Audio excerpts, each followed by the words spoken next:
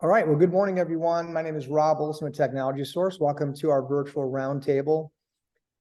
We run these programs every month, and we showcase unique solutions to very difficult problems. There's a lot of options out there in cybersecurity. There's about 240 different companies, most of which are offering pretty similar things, and many are even reselling somebody else's service.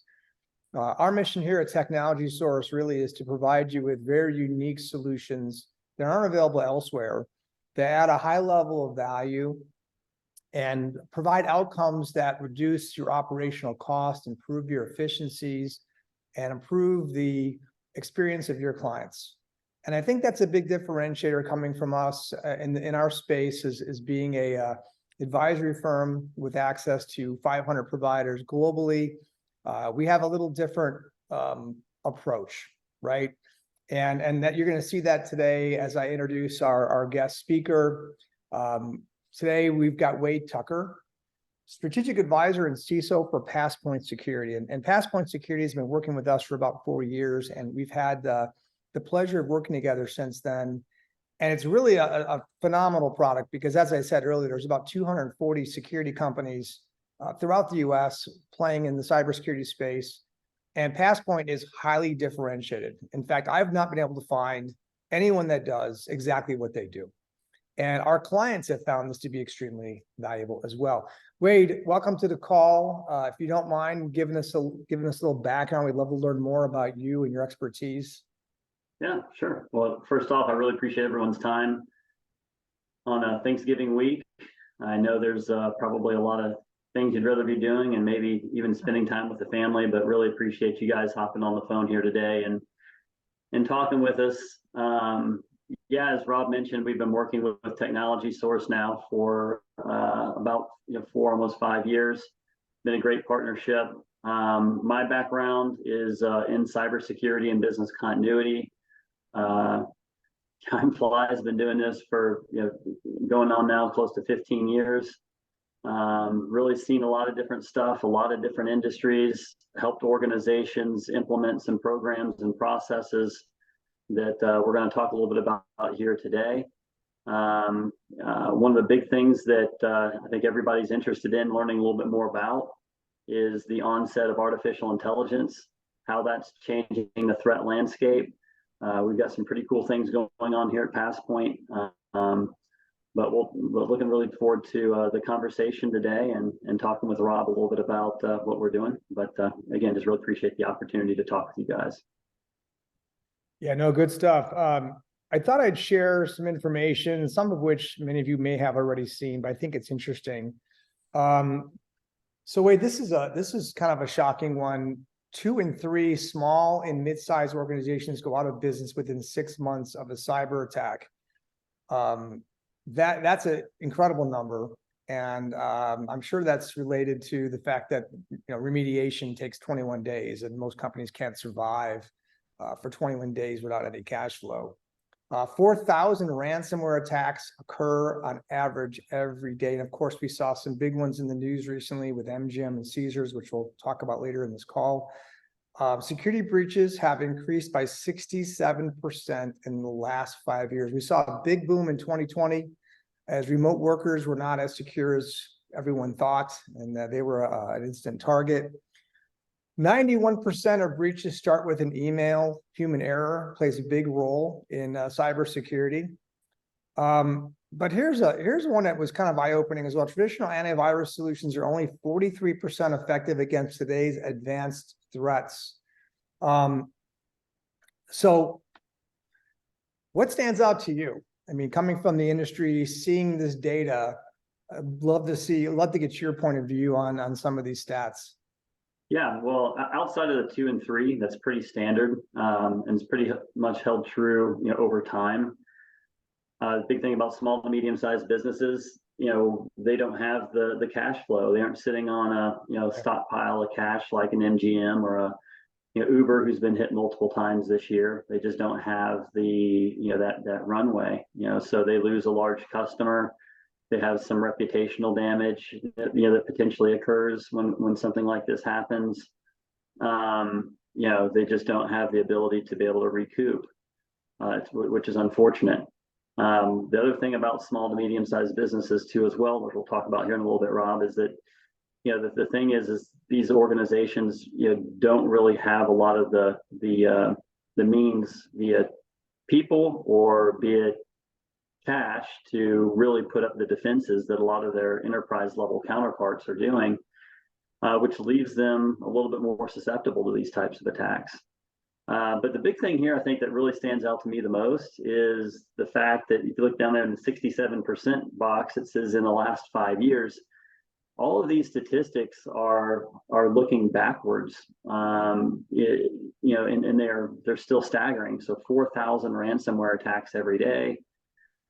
Security breaches increased by 67% in the last 5 years. We talk a little bit about artificial intelligence and the onset of artificial intelligence. This is going to be these numbers are going to significantly increase, in my opinion, in the coming years. What I think is going to be interesting is that we have this data point here, but in 2 years from now, looking back on this data point and then looking at this point moving forward, really seeing what that delta looks like. I can see ransomware attacks, 4,000 a day. I can see that easily doubling. We're going to talk a little bit about Worm GPT here in a little bit, so I just don't want to steal all of our thunder yet. But technologies out there that leverage artificial intelligence that really lower the barrier of entry for organizations to get in here and really cause some mischief is going to significantly increase these numbers over time. So what do I get out of it? What stands out to me is that although these are astronomically high and should be taken very seriously, where we're headed is uncharted territory, and it could get significantly out of control. So interesting to see kind of how things develop here over the next 6 to 12 months and and over the next 2 years for sure. Yeah, there was one that was really eye-opening to me from a statistical standpoint, and it was this one. This came from Sapio Research. They said 75% of security professionals have witnessed an increase in cyber attacks over the last 12 months. But here's what's so significant about that. 85% of those attacks are attributed to using generative AI. We haven't seen that before. The threat landscape has completely changed with the advent of AI. And it's becoming very difficult. And I think one of the reasons why you're seeing the antivirus measures drop so low, where only 43% of the threats are being stopped, has to do with this, because they're coming at them with new angles and new directions. So we've witnessed this massive increase.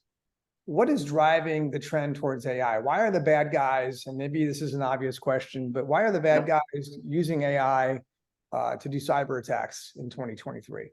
Well, the thing is I think it comes down to 3 areas: easier, faster, and they can do it better. So the thing is that let's break that down. Easier, we talked a little bit about, you said generative AI. 85% of them are leveraging generative AI. We talk about, Worm GPT. We talk about Chat GPT. All these are generative AI technologies. Okay, so what do those technologies do? It makes it so much easier, minimizes, if not completely eliminates, the barrier of entry for individuals to be able to get into this game. Okay. The thing about Chat GPT is that it has completely eliminated the need to even speak English to be able to create phishing emails that are written in better English than I could probably write them, to make it extremely difficult for organizations to be able to identify these types of attacks, where that was kind of the easiest portion to find, or easiest thing to be able to identify was you'd read the email and you'd know that this is not a real email. It's not coming from my boss. It's written, like a kindergartner. That's gone. So that's one example of generative AI and how easy it's making this stuff for these types of bad actors. The second thing is again, bringing back up Worm GPT. If you folks haven't looked at Worm GPT, you should definitely, after the call, go research this. Worm GPT is a generative AI technology that you can prompt it to build malware specimens. So now what's happening is the barrier of entry to become, a really sophisticated, hacker gang, right, is becoming extremely easy. You don't have to even be able to code anymore to create very sophisticated malware specimens. You just prompt chat Worm GPT, and it builds it for you. And you can buy a license to this technology out there for anywhere between $500 and $5,000, depending on the complexity of the stuff you want to do. So it makes it very easy to do. That's the first thing. Faster. Now I can create, you guys probably have leveraged Chat GPT and other generative AI solutions. You can write an entire essay in 5 to 10 seconds, right? Maybe a minute at max. So what happens is now is that organizations, bad actors are able to do this in a much more accelerated speed. Okay, so there's more phishing emails going out. There's more malware specimens being released around the world every single day, and we're talking hundreds of thousands of them being released around the world today.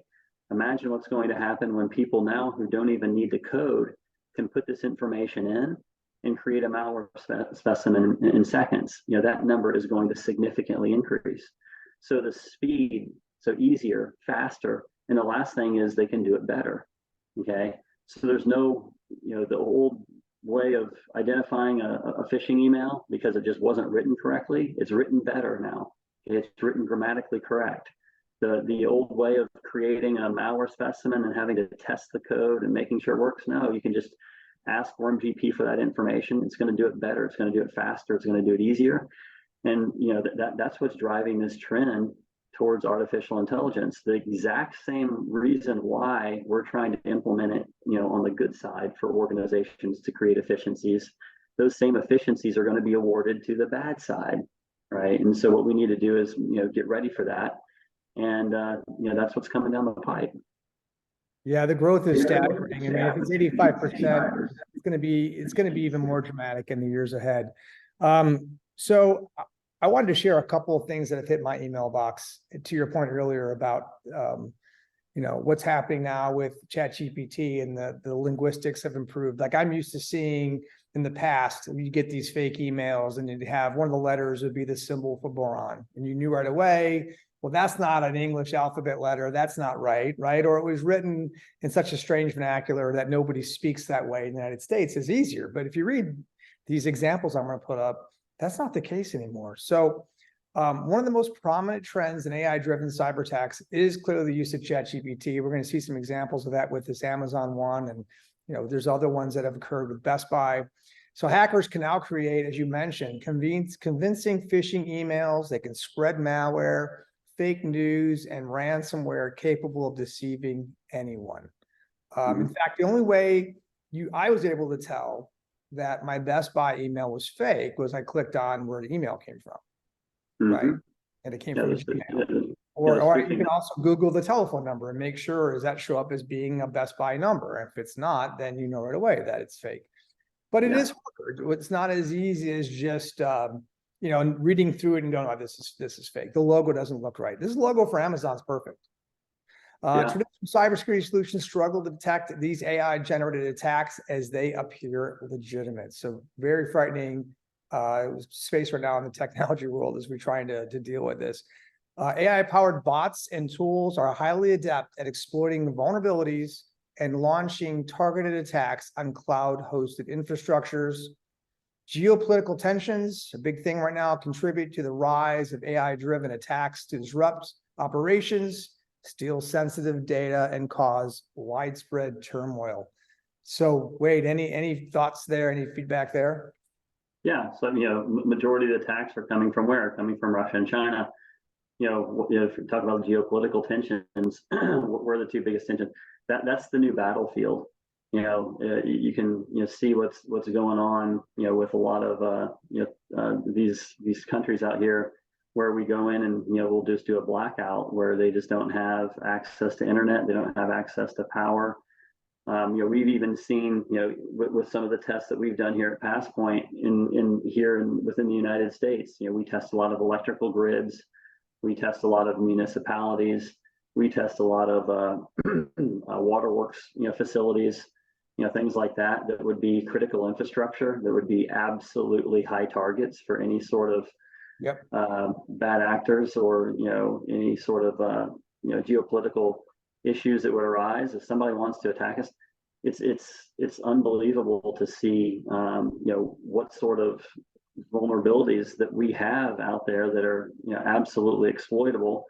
Thank God that we were able to do a lot of those tests for those organizations prior to then something really kind of going bad. But we have firsthand visibility into what this looks like, and it's scary.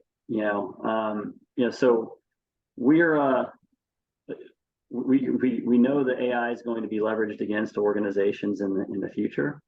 Again, it's just going to make it easier, faster. The people are going to become better. They're going to be harder to detect. They're going to be able to exploit vulnerabilities faster. And so we're really trying to help our customers realize that this is what the threat landscape looks like, and you need to get ready for that. Preparing that slide that we saw, that we talked about with all the statistics. I mean, that was prior to the onset of AI, and we really got to get prepared for what does this new world look like, and AI is going to be a major player in it. You saw what Microsoft did this week, when they fired the CEO, of OpenAI. I mean, they hired him, they made an offer to hire the entire company.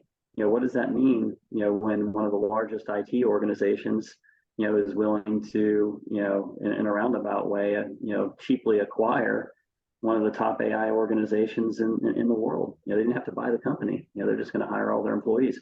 Well, what that means is Microsoft's putting a big push towards artificial intelligence. They know where it's going. Google's doing the same thing. Facebook's doing the same thing.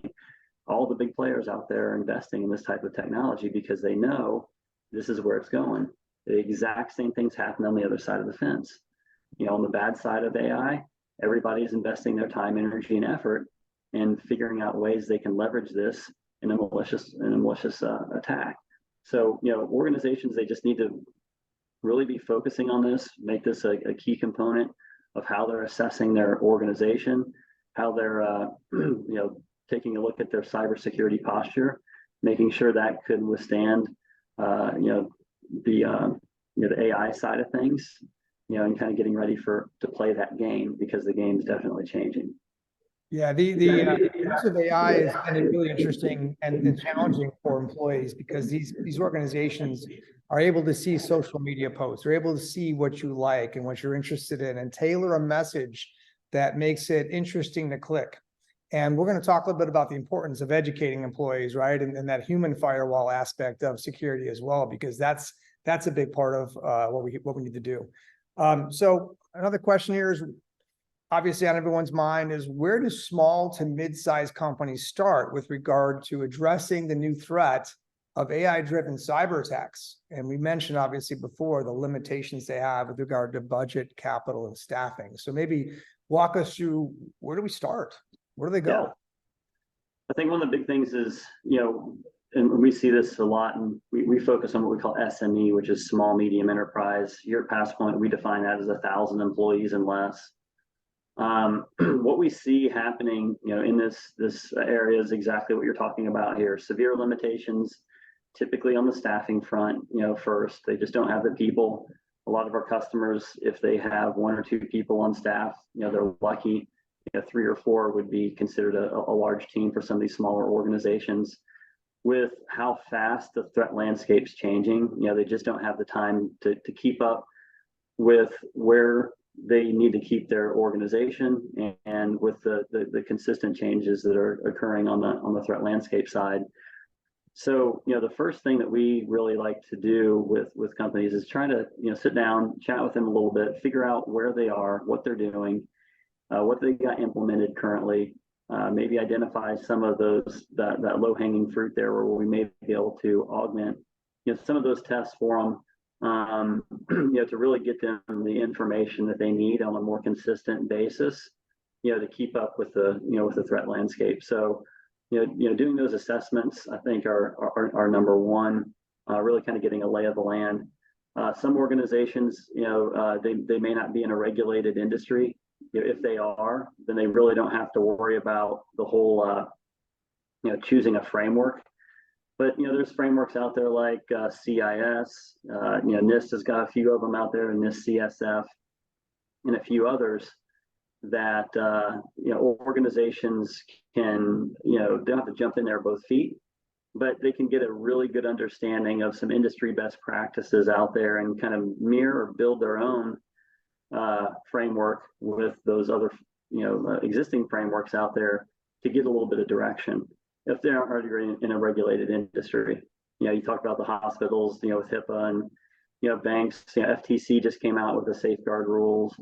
There's a lot of things going on in financial services. PCI, CMMC. There's a lot of things out there being driving those regulated organizations to implement programs. But I think a lot of the small to medium-sized businesses outside of that need to start adopting those types of things, taking this a little bit more seriously, because the likelihood of them getting hit is going to significantly increase, just due again to the speed in which these attacks are going to be coming out. If you look at some other data points out there too as well, what we're seeing is an overwhelming majority of the newer attacks are more focused downstream. Okay, so as from an attacker's perspective, just like schools, schools are attacked constantly. Why? It's a treasure trove of information. Okay, and number two, attackers know, just because every politician talks about it, they want to fund education, right? And they know education doesn't have the money, so they see them as soft targets. Same thing with smaller to medium-sized businesses. It's the exact same scenario. They know these organizations have got some staffing issues. They know they've got some capital issues. They know they probably don't have the best defenses in line, but they can go hit these guys and get smaller checks, but more of them over time. Just to kind of give you an idea too as well, just of that addressable market, as we define it, 1,000 employees and less, that's small to medium-sized enterprise market segment. Just to kind of give you an idea of the size of that, we're talking about 40 million companies just in the United States alone. Okay, so when you look at the Fortune 500, when you look at it just as a sheer size, that's not even a blip on the radar. Even the Fortune 5,000, there's 5,000 of those companies. We're talking 40 million organizations out there, under 1,000 employees. A lot of them are facing a lot of these struggles today, and that's one of the big things is that they're going to be targeted because they know that they just don't have the means, like the Googles, like the Facebooks, like the Exxon Mobils of the world, that are spending. I've talked to some of those organizations before, and some of their IT folks say that we don't have a budget. If we want it, we buy it. So you got that type of a of a real that's their world they live in. But then when you go downstream, that's not how the real world works. They just can't find a technology and buy it just because they need it. So you've got this, you got this have-nots. Everybody knows it. Attackers know it, and they're focusing on those 40 million small to medium-sized businesses because it's just that reduced defense. So we'll see what happens there. It's going to be pretty interesting. Yeah.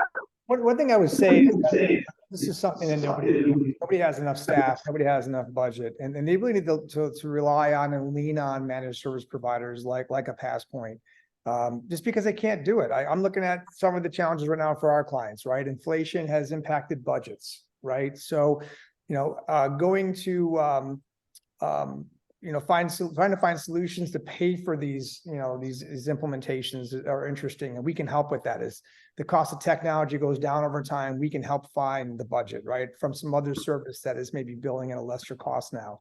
The economy has led, the insuredness about the economy has led to people wanting to hang on to capital. The Passpoint solutions build monthly, which I think is a huge advantage. Let's talk about staffing real quick. I mean, trying to, even if you have the budget and you want to try and hire staff, Those folks on average are about $125,000 a year out of college. And there's 572,000 openings according to CyberSeek. And they're saying that's going to go to 3.2 million by 2025. So you really have no choice. Managed service providers are going to be the answer for most organizations out there that don't have the unlimited budget, as you spoke to a minute ago. Here's one other thing with that too, Rob, is it's not the fact that they don't have the budget, but there is a cost in having an IT team that's a constant revolving door. There's a lot of times we'll go into organizations, we do firewall config analysis, okay, and rules analysis. Okay, so what we'll do is we'll take a look at a firewall that's been managed internally by an organization, and it's been sitting there for 4 or 5 years, but it's been handed off to 2 or 3 different people. The problem is when it's handed off to the 4th person, they have no idea what those people have implemented on those firewalls. So they go in there and they start making changes. They don't know if those changes are going to open up or shut something that was done before. I mean, almost you basically got to wipe the whole thing and start over. So, there's so many issues in, again, going back down to the small to medium-sized businesses. And to your point, Rob, they don't have the funds to not only hire, but just retain those folks for long periods of time. Because what typically happens is they'll go in there, they'll get a job, they'll build up their resume a bit, and they're off to a larger organization to make more money. You can't fault them for it. But the thing is that that's just the reality. And so they're sitting there, holding the pail, and they've got to either one, backfill that position. Okay, so that all that tribal knowledge is gone. And you got to start over. One of the great things that I think we can bring, we bring to the table with our customers is that, we offer, like you said, Rob, that reoccurring payment. Okay, so you don't have to come up with a big lump sum up front. So it doesn't, really significantly reduce organizational cash flow, operational cash flow, the OpEx for small to medium-sized businesses, or the CapEx, excuse me. It doesn't reduce that lump of money. But it allows organizations to implement these services that we know they need. We see their enterprise level counterparts implementing on a daily basis. But a lot of these small to medium-sized businesses have just been pushed out just due to the fact that they can't afford it. Okay, now with this monthly reoccurring fee, they're able to pay a small bite-sized chunk over time, implement these services that we know and have been proven to keep organizations safe. And keep that capital in the bank where they want it in the event something happens, they're ready. And then I was gonna add that a lot of people, they just band-aided it, right? They're like, oh, they bought cybersecurity insurance, and then as we've seen this year, now after taking massive losses, all the insurance providers are basically saying, hey, where's your vulnerability assessment? Where's your risk assessment? Where's your scans? So I mean, the kind of things that you guys are doing is a must-have now if you want to carry cybersecurity insurance. Before they were just winging it. Now they've really tightened down. Yeah, we have a couple customers that come back to us and said for them to be able to renew their cyber insurance, it's going to require penetration testing and vulnerability scans. But the last thing that, Rob, too, as well is that by partnering with someone like an MSP or like a Passpoint or whatever, the one thing that we can do is we're there for the longevity. Okay. And that is a big benefit for organizations. We can become very aware and understand their business model, how their organizations ran, how they set up their network. We can make strategic recommendations to them for what they need to do and how they need to do it, versus having that person who's only there for a few weeks gets a snapshot and then tries to make a decision, and the next person's in there and they're getting pulled in 15 different directions. So there's a lot of benefits that outside of just the cost and the monthly reoccurring piece and things of that nature. Yeah, you mentioned the process, and I went ahead and kind of put the bullet points that you shared with me that I think make a lot of sense, right? And understanding our clients' business, their priorities, their budgets, right, in that consultation. But what really stood out to me, and I've always admired about what Passpoint's done, is the cadence. You can maybe talk a little bit about that in terms of how you manage a cadence, but it's not a once and done, right? Which leaves you very vulnerable, because if you do a penetration test in January and don't do another one later that year, it leaves you open, or, or if you do a ransomware impact analysis in January, and, by August, you've added, 10 other applications, right? That leaves you unprotected. So can you talk to us a little bit about that cadence? Because I do think that is such a unique differentiator versus what I've seen anywhere else in terms of building really a security perimeter to manage that threat landscape. Sure. So one of the things that we say here at PassPoint, security is a process, not a product. Okay. And the reason why we even came up with the whole idea of the cadence, but what we call is a customized services sequence. The reason why we came up with that whole concept of security is a process, not a product, is that number one, the whole idea is that, and this started years and years ago when we even invented this concept of PTAS. The whole idea came down to, and it was true then, it's true now, that there's more ransomware attacks and cyber breaches occurring today than ever in the history of the world. Okay. All right, that is a fact. It was a fact 5 years ago, and as you can look from those data points we showed earlier, it's still a fact today. And if you look at the projections into the future, they're going to the upper right, unfortunately. The other fact, though, is that we're spending more money on cybersecurity technology today than we ever have in the history of the world, right? So, the problem is that we continue to spend more money on the solution, but the problem continues to get bigger, which leads me to believe that it's more than just buying products. Okay, there's got to be more to it, and so the process is really what organizations are lacking, and they're lacking that process due to the lack of people and time. They can't implement these things, and they can't keep them on a specific cadence because they just don't have the time to do it. Another data point we like to throw out there a lot too as well is that 75% of the organizations that got hit with ransomware or were breached last year were due to failures in vulnerability management programs that had nothing to do with the technology they had in place, had nothing to do with anything but the fact that their vulnerability management program fell apart. So when we talk a little bit about that, why did those things happen? So it's not about products, it's all about process. We can't implement process. We don't have the people, we don't have the time. We get it started, it becomes a really big deal in the organization. 12 months from now, it falls apart just because it's just, it's lost its, shininess. And then, something happens. And so what we want to do is we want to help organizations implement, manage, and maintain that cadence for them in potentially perpetuity. We do that as Rob, you mentioned earlier, we've got some proprietary technology. One of our big things and how we're fighting, AI with AI, which I think that's what organizations need to do, is our AI verified penetration test. It truly mimics what the threat landscape looks like today. I can assure you with 100% certainty that bad actors are leveraging artificial intelligence against you today. Okay. If you are testing yourself for the threats of yesterday, but trying to get ready for the threats of tomorrow, it's just not going to end up well. So we came up with the concept of AI verification, where our testers are leveraging the knowledge base of artificial intelligence, just like the hackers are doing, leveraging that knowledge base of artificial intelligence to fill in potential knowledge gaps, keep them up to speed with the threat landscape faster so that they can leverage new techniques, tactics, against organizations' vulnerabilities, faster, right? And that's really what it's all about.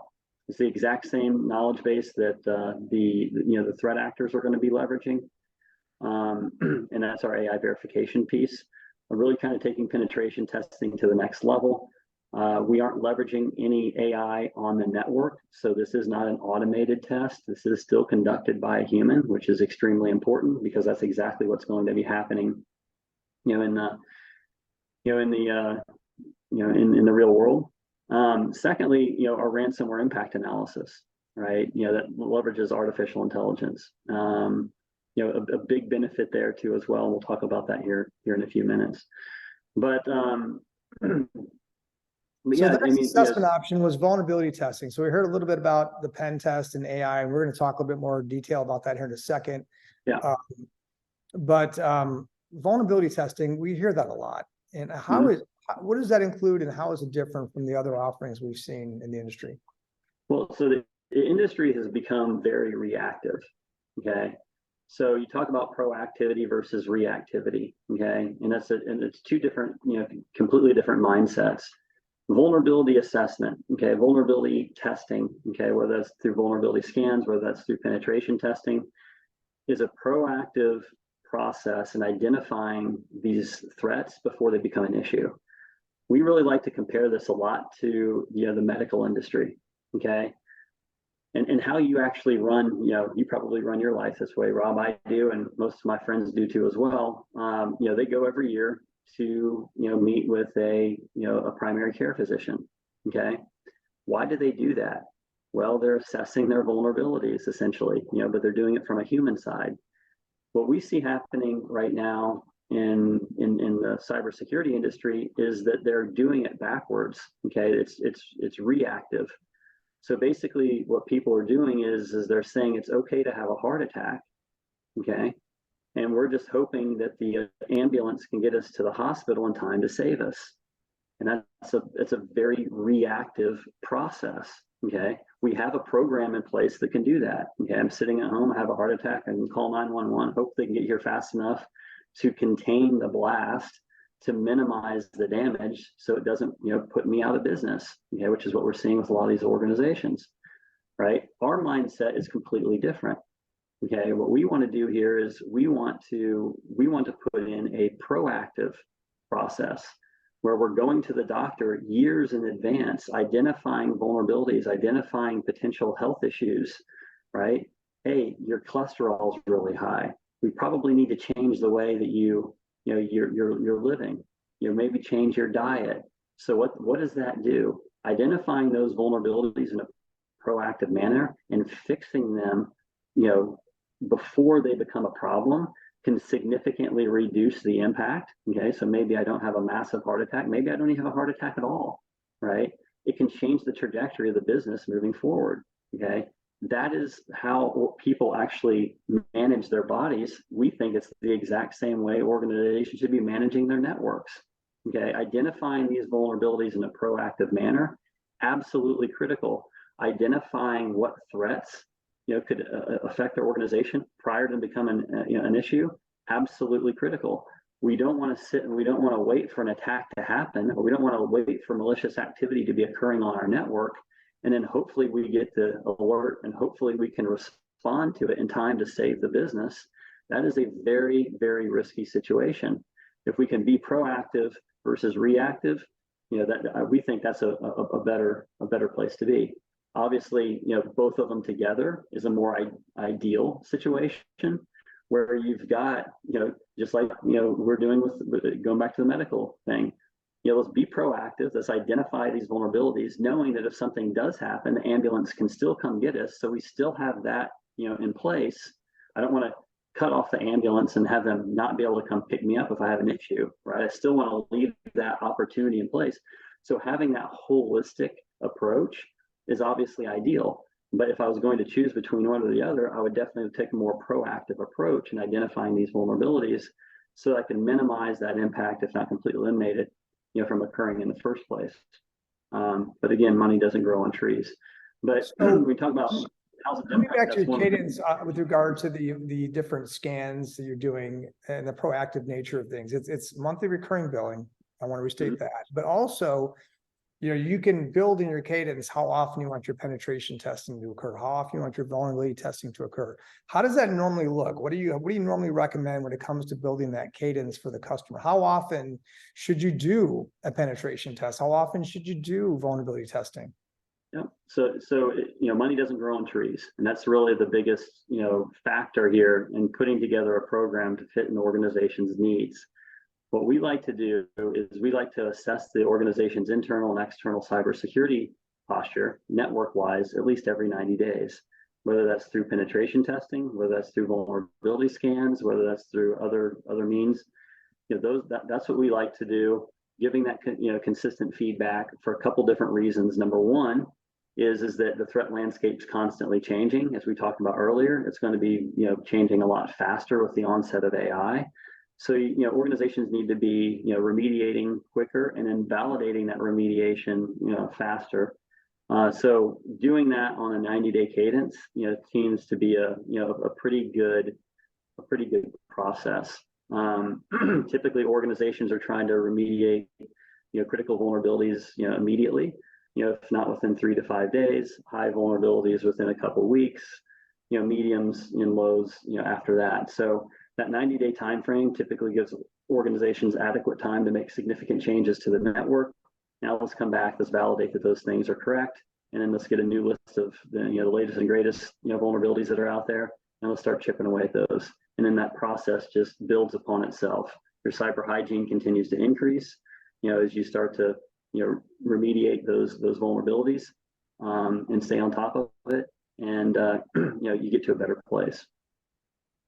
No, absolutely. I love that part of your platform, and it is so unique and different, and both the billing as well as the proactive nature of it.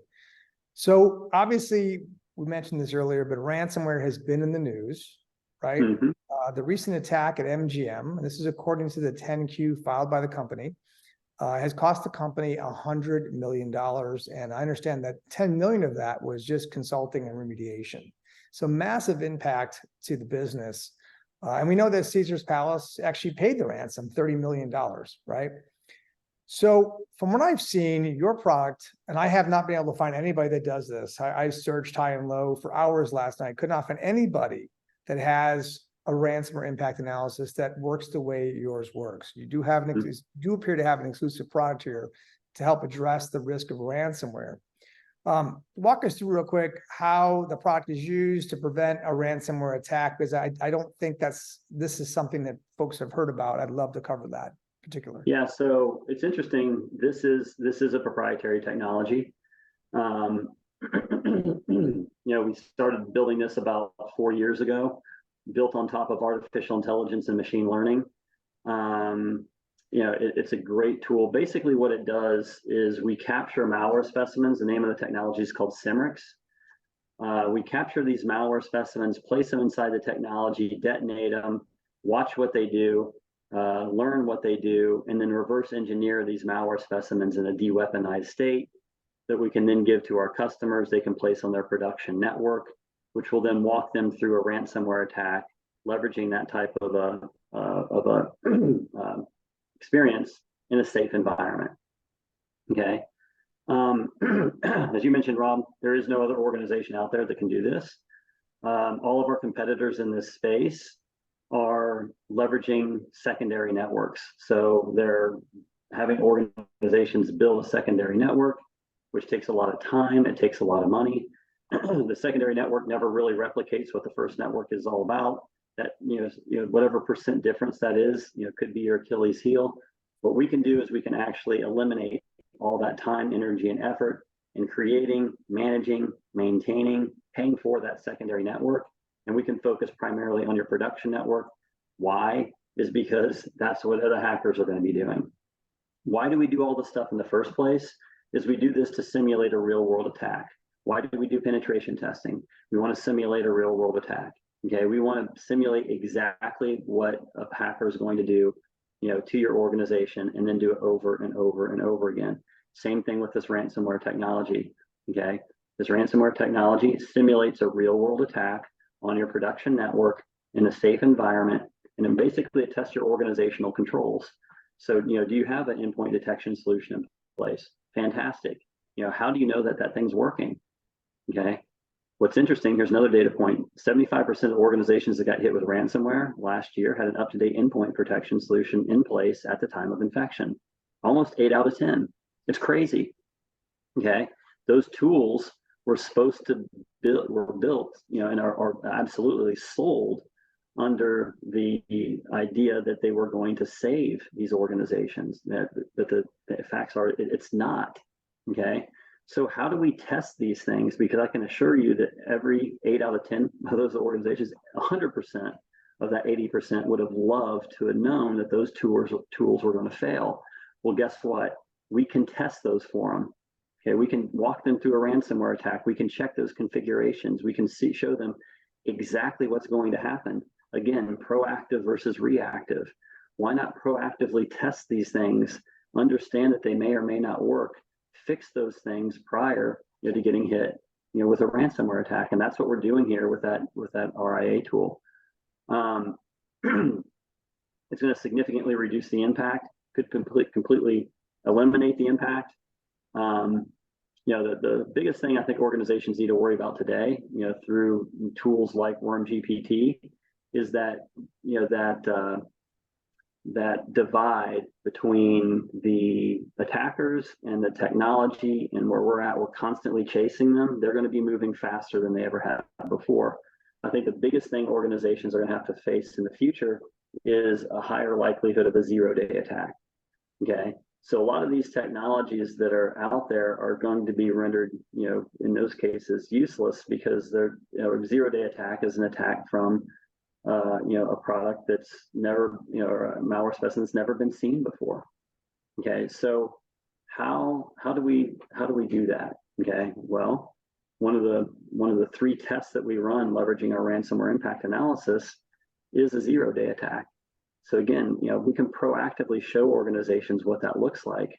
That is a huge, huge benefit to companies, to go through that process instead of, hey, we've got everything, all put together, we're good, and then finding out that you're not. So that's really, what we're doing around the ransomware simulation piece. But it's a great product. People love it. It's been called groundbreaking, game-changing by CISOs around the world. We've leveraged it on every type of organization, even government, entities, electrical grids, waterworks companies, pharmaceutical organizations, globally.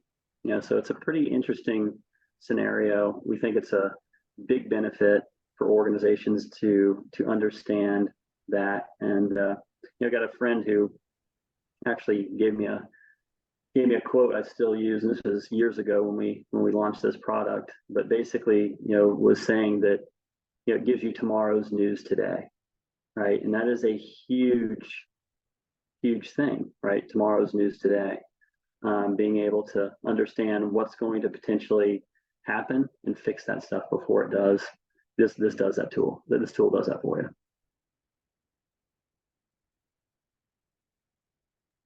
So one of the things that we saw recently was a change in, who the targets are. We've seen retail, healthcare, and education take the top three spots.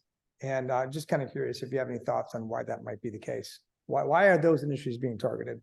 Well, I think, healthcare is simple. There's value of the data. Okay. So, medical data, extremely valuable on the dark web. Okay. So why do people do this? They do this to make money. It's not, something they do for fun. This is their job. So I think that's one of the big ones around medical. You look at some of the other industries. Why are they getting hit? It goes back to resources, especially education. Education has got so much information. You got to think of how much information they have on your kids. Okay. All that information, once stolen, can be leveraged to create bank accounts, credit cards, all that type of stuff. They've got, addresses, sometimes social security numbers of these folks. I mean, and what are they doing to protect it? Education, I think, will probably be the next industry that we'll see come down the pipe with some sort of regulatory requirements to mandate that schools implement these types of programs. At this point in time, there isn't. And, if somebody's not forcing them to do it, they don't have the money to do it, they're, what's going to happen. They're not going to do it. So I think that there's a lot of things that drive that, but it's really value of the data. No, that makes complete sense. And those organizations are traditionally, very limited on budget. I've had a lot of experience with retail, and they just don't have a lot of money to spend on cybersecurity. And education, to your point, has been a weak link, right? They don't have the budget. And I look at healthcare, and I think it's probably more or less the practices versus the big, healthcare organizations that, they want to focus on patients, and they don't have the technical expertise or operational knowledge of how to manage through that. So it's not surprising. There's another fact I picked. Cisco claims that 91% of attacks can be traced back to human error. You mentioned the phishing education process. Earlier, we were talking about those emails coming from Geek Squad and Amazon. You know, how do you educate these employees against clicking on these malicious links? What's the process? I think the thing is that, and just to add to this, 91% of attacks can be traced back to human error. When you bring in phishing, 65% of the ransomware attacks that occurred this year were delivered through phishing emails. Again, go back to what we were talking about earlier. Security is a process, not a product. How much money is spent on phishing tools today?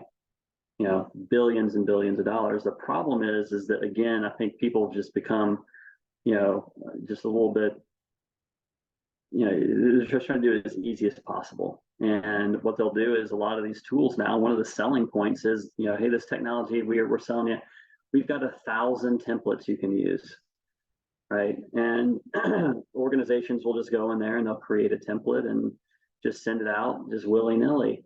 But that's not really reflective of how a phishing attack really works. Are you really getting your biggest bang for your buck by doing that? Or are you just trying to check the box to say we did a phishing, exercise? And I think that's really then where a lot of these statistics come from. If we look at how an attack's really going to occur, a attacker is going to come in. Dwell times average about 6 months. 180 days. They're going to sit there. They're going to identify how the business works. And then they're going to build through ChatGPT, leveraging AI, a very sophisticated email that's very difficult to identify, that mirrors the way these businesses are ran. And that's either through certain policies that they may have in place, like password resets. It could be, we've seen and even had some customers contact us where they've received emails about, sending, the funds to a closing, whether it's a law firm that does, home purchase and closing attorneys. They will receive an email within minutes of that closing to send the funds in a different direction. Again, it's about putting process in place and things like that. What we're doing around our phishing and how we're trying to help our customers is really trying to mimic what the real world is going to bring at them, which is what we're trying to do with our AI verified penetration testing, which is the same thing we're doing with our ransomware impact analysis. It's really trying to mimic the threat landscape to a T. And so when we come in, we want to really identify the organization, how it works, work with the team to understand what their policies and processes are in place, and then start to drop phishing emails at the exact same time some of these other emails are dropped, so they're intermixed. So some people, they may or may not identify these. Hey, I just, I'm supposed to get this password reset email this month. Okay, that's what we do every 90 days. And so if they can be a little bit ahead of that, they don't know the exact day they're supposed to get it, they're going to be a lot higher fail rates. And so I think a lot of organizations out there just kind of take for granted these tools. I think what they need to do is spend a little bit more time on actually implementing a process that fits what the real world threat looks like. And I think they're going to see better results. Maybe higher fail rates up front, but I think better results in the end. No, that's very helpful. One of the key objections or challenges we hear when we're talking to clients that they want to implement a solution, but maybe their CFO doesn't understand the value of it, right? And it's always interesting to me, the IT folks have the weight of the world on their shoulders, and they have to oftentimes fight internally to get what they need, especially when it comes to budget and headcount. We can help. So, the good thing about technology is that over time it goes down in cost, right? So we can take a look at and audit things like internet, voice. So internet between 2009 and 2019 dropped 92%, right? So there's hidden costs that we can pull out and then reevaluate moving it over to cybersecurity investments. Mobility services, generally 20% is with MDM is usually very easy to achieve.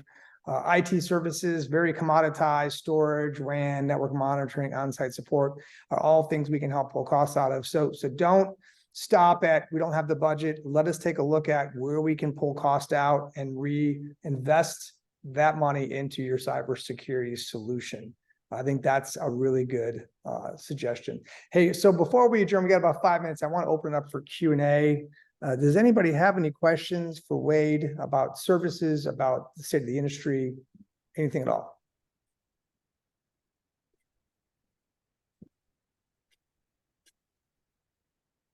Any questions for Wade? Ryan, do you have any questions for Wade? No, some in the chat there. Let's see. No. No, I think we've answered all the questions. Fantastic. Well, I really appreciate the time. Rob, thanks for putting this together. Thanks Technology Source, for the time and this is going to be a big thing, coming down the pipe here. This AI, how, nobody really knows where it's going to go. Nobody really knows, what the implications are going to be. I think that just by the efficiencies created, we can pretty much bet that there's going to be an increase across the board on these things. What are organizations doing to get ready for it? Our thought process is let's fight fire with fire, expose our customers to this type of attacks sooner rather than later. Let's be proactive, in identifying those vulnerabilities and building the best defense possible. There's really not much more you can do after that. We do have a hand up from me. We're going to go over. Go ahead and you're allowed to ask your question live if you don't mind. Sure. Hi. On your pen testing and your ransomware impact analysis, I imagine there's some other ancillary benefits to use or discoveries that may be uncovered in terms of networks and whatnot that obviously just by virtue of the process would expose any vulnerabilities from a ransomware perspective. But talk to us about what else you tend to uncover through that process that maybe was not expected. Does that make sense? Yeah. So when we actually beta tested this process versus the marketplace, we actually went out to our customer base, newly signed customers, and had recently done penetration tests with other firms out there. And this is speaking specifically to our AI verified penetration test process, and we were able to identify vulnerabilities that weren't even contained in the report that they had just received just recently with one of our well-known competitors. So and that was a pretty consistent response that we were receiving. Why we think we're seeing that is that a lot of the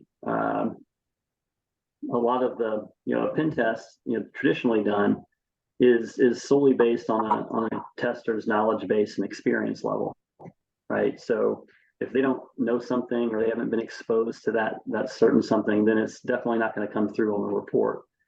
With our AI verification process, within our testers being able to have access to that knowledge base of information that's constantly growing, constantly changing, it gives them the ability to fill in potential knowledge gaps that might be there.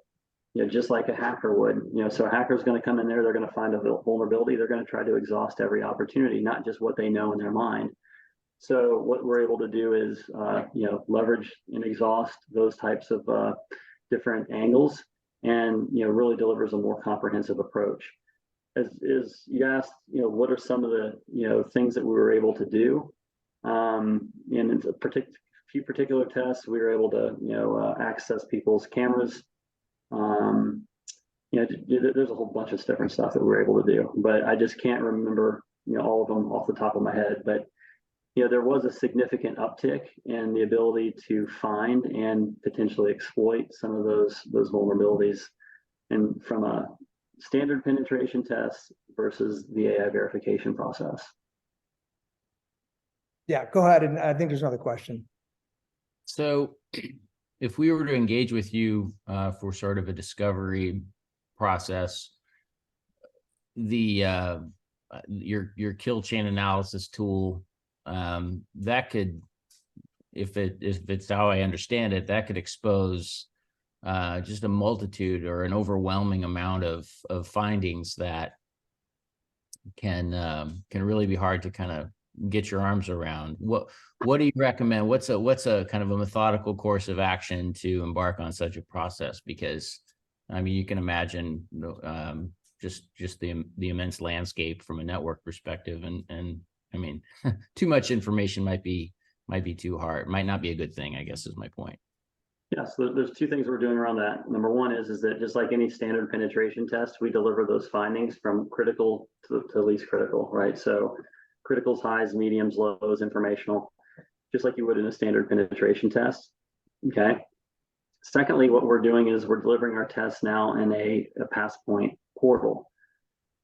Within that portal, you can assign remediation responsibilities to folks within your organization. It comes with our penetration test.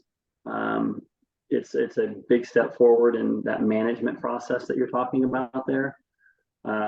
Typically what we see with a lot of organizations, they'll deliver this in a PDF file, very hard to manage from that PDF file. This automates that process significantly, allows organizations the ability to be able to manage that a lot more, in a lot more streamlined process.